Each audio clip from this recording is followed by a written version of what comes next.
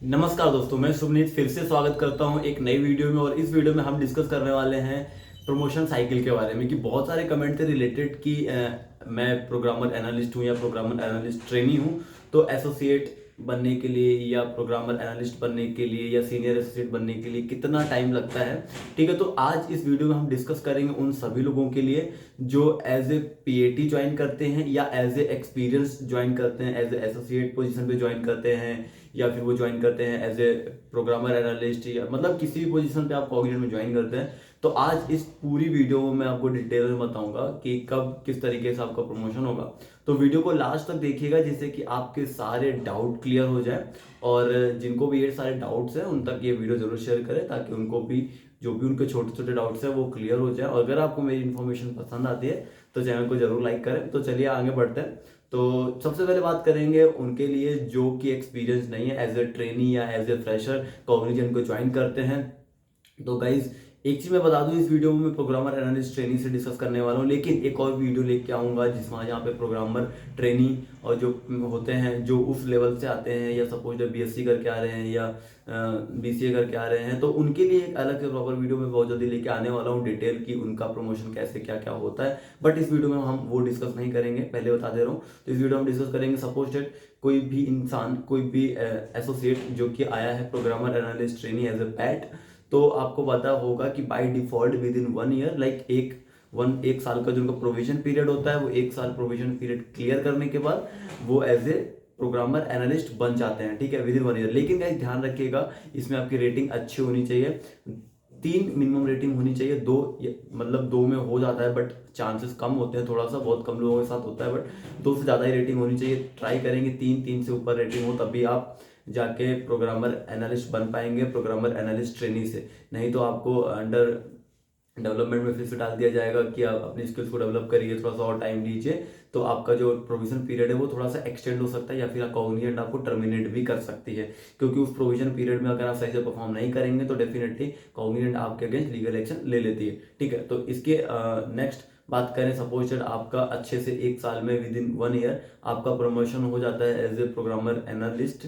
ठीक है, अब बात करेंगे कि जब प्रोग्रामर एनालिस्ट एसोसिएट बनने के लिए कितना टाइम लगता है। अगर भाई क्राइटेरिया की बात करें तो 1 साल लगता है। 1 साल बाद आफ्टर 1 ईयर, सपोज दैट आपने ज्वाइन किया जनवरी में, ठीक है, जनवरी में आपने ज्वाइन किया, तो नेक्स्ट जब जनवरी आएगा तो आप उस जनवरी में एलिजिबल हो जाएंगे सेम एसोसिएट प्रमोशन के लिए, बट नेक्स्ट क्वार्टर में। ठीक है, सपोज 4 क्वार्टर होते हैं एक साल में, तो पहला जो क्वार्टर है जैन फेब मार्च तक होता है, तो मार्च के बाद जो अप्रैल से क्वार्टर आएगा उस क्वार्टर पे आप एलिजिबल रहेंगे 1 तारीख से, फर्स्ट डेट से, कि आप प्रमोशन आपका उस डेट पे हो जाएगा। लेकिन ये आपको आपके होम मैनेजर को पहले ही प्रोसेस करना होता है जिस क्वार्टर में आप अपना कंप्लीट कर रहे होते हैं 1 ईयर। ठीक है, तो आई थिंक ये चीज क्लियर हो गई होगी आपको कि आप एसोसिएट कब बनते हैं। लेकिन गाइस इस केस में क्या होता है, कभी कभी किसी को 2 साल भी लग जाते हैं, 3 साल भी लग जाते हैं, एज पर योर परफॉर्मेंस कि आप सही से परफॉर्म कर रहे हैं कि नहीं। बट ये बहुत सारे लोगों का डाउट होता है कि बाय डिफॉल्ट होता है या नहीं होता है। गाइस ये बाय डिफॉल्ट नहीं होता है,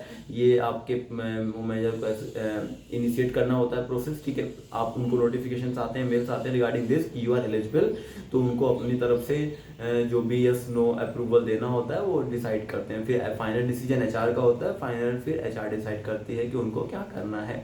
ठीक है, तो आई थिंक आपको ये समझ में आ गया होगा कि प्रोग्रामर एनालिस्ट ट्रेनी से प्रोग्रामर एनालिस्ट से एसोसिएट बनने में कितना समय लगता है गाइस। ठीक है, तो अब बात करते हैं एसोसिएट से सीनियर एसोसिएट बनने में कितना समय लगता है गाइस। अब बताएं, अगर आपने एज ए पीएटी ज्वाइन किया है तो अब आप एसोसिएट तक आ गए। एसोसिएट से सीनियर एसोसिएट जाने में मिनिमम आपको 2 साल का एक्सपीरियंस चाहिए होगा। और कॉग्निजेंट में अगर आप लगातार 2 साल रह रहे हैं कॉग्निजेंट, वो भी गुड रेटिंग के साथ में 4 एबव, ठीक है, 4 और 5 रेटिंग अगर आपकी रह रही है तो डेफिनेटली गाइस आप एलिजिबल हैं 2 साल के बाद सीनियर एसोसिएट प्रमोशन के लिए। और आपको सीनियर एसोसिएट प्रमोशन मिल जाएगा गाइस 2 साल के बाद। ठीक है, अगर आपकी रेटिंग अच्छी है, 4 और 5 अगर आपकी रेटिंग है, आप सही से चीजें कर रहे हैं, तो डेफिनेटली गाइस आपको सीनियर एसोसिएट बन जाते हैं। जो कि अगर ओवरऑल आपका एक्सपीरियंस देखा जाए कॉग्निजेंट में जो कि 4 साल का होता है, तो अगर आप सही ट्रैक पे चलेंगे तो एक कॉग्निजेंट में 4 साल में सीनियर एसोसिएट बन जाएंगे गाइस। ठीक है, तो आई थिंक आपको ये चीजें क्लियर हो गई होंगी। मैं ऑलरेडी रेटिंग के बारे में बात कर चुका हूँ कि आपको किन किन चीजों में ध्यान देना है, और भी मेरी बहुत सारी वीडियोस हैं, वो अगर आपने नहीं देखे तो जाके देखिए।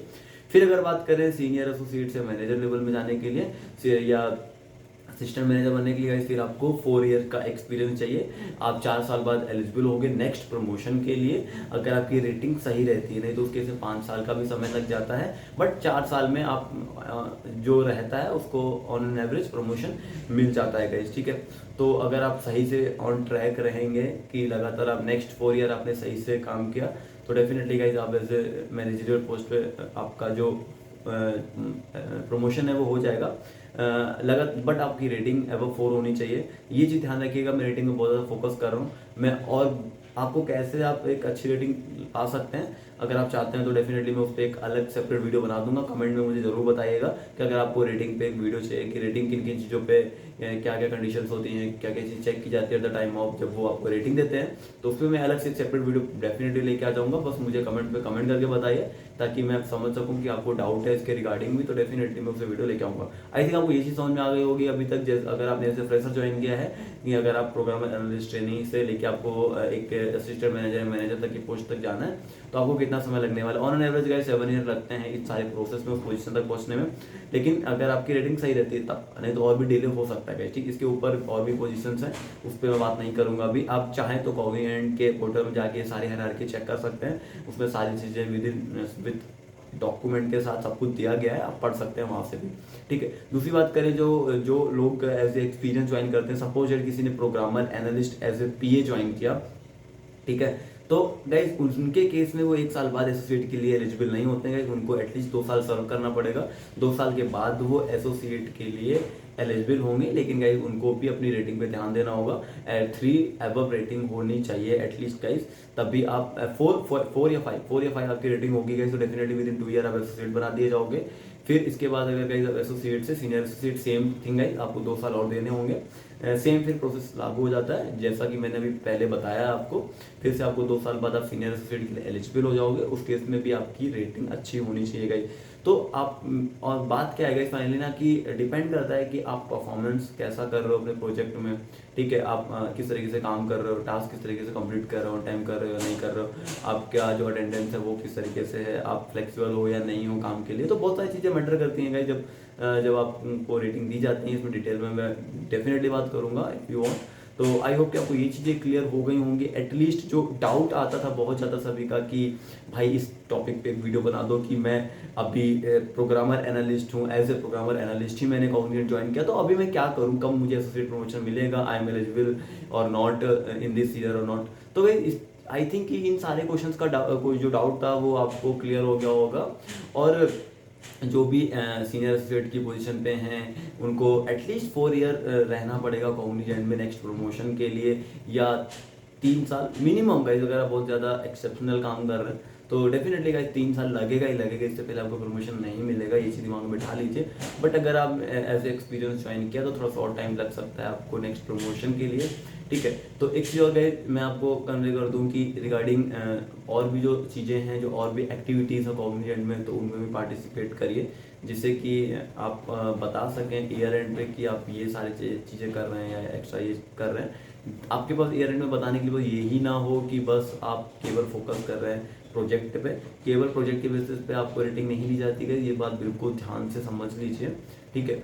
और भी बहुत सारे डाउट थे कमेंट बॉक्स में, जो मुझे डिफरेंट कमेंट आते थे regarding promotion cycle and all, तो आई थिंक मैंने इस वीडियो में कवर करने का कोशिश किया है ऑलरेडी गाइज। मैं रेटिंग 1 2 3 4 5 पे वीडियो बना चुका हूँ, प्रमोशन हाइक पे वीडियो बना चुका हूँ कि कितनी हाइक आपको मिलेगी नहीं मिलेगी। नहीं देखा है तो एक बार जाइए मेरे चैनल पे, अभी आपको जो लेटेस्ट वीडियोस होंगी 3-4 लेटेस्ट है, उसमें से आपको एक नई वीडियो मिल जाएगी जो अभी मैंने रिसेंटली अपलोड की है गई। तो डेफिनेटली उससे आपकी बहुत ज़्यादा हेल्प होगी कि कितनी रेटिंग पे आपको इतनी ज़्यादा हाइक देखने को मिलने वाली है। तो वहाँ से आपको आइडिया लग जाएगा कि आपको कितनी हाइक मिलेगी, आपको कितनी रेटिंग मिली है, ठीक है। आप अपने रेटिंग के बेसिस पे डिसाइड कर सकते हैं कि आपको कितना ऑन एन एवरेज हाइक देखने को मिलने वाली है। और बाकी जो उनके लिए तो एग्जैक्ट मैंने बताया हुआ है, जो प्रोग्रामर एनालिस्ट ट्रेनी हैं या पीए हैं, कि उनका कितना इंक्रीमेंट होगा, ठीक है। सपोज डेट वो पीए बन रहे हैं तब कितना इंक्रीमेंट होगा, देन अप्रैल में जो हाइक आएगी वो कितना, उसमें कितना इंक्रीमेंट होगा, तो सारा डिटेल में मैं डिस्कस कर चुका हूँ सारी वीडियोस में गाइस। आप जाके एक बार देखिए, और फिर भी समझ में नहीं आता तो कमेंट करिए, मैं फिर से ट्राई करूँगा समझाने का। बट गाइस मुझे लगता है कि आपको समझ में आ जाएगा, क्योंकि उसे बहुत आसान भाषा में बहुत आसान तरीके से मैंने उसमें समझाने का प्रयास किया है आप सभी को। तो आई होप कि आपको अच्छी रेटिंग मिली होगी एंड मैं विश करता हूँ कि आपका जो प्रमोशन एंड ऑल है वो ऑन टाइम हो जाए, जब भी आप एलिजिबल हो तुरंत हो जाए। ठीक है, तो इस वीडियो में गाइस बस इतना ही। मिलते हैं नेक्स्ट वीडियो में, तब तक के लिए टाटा बाय बाय, अपना ध्यान रखिए।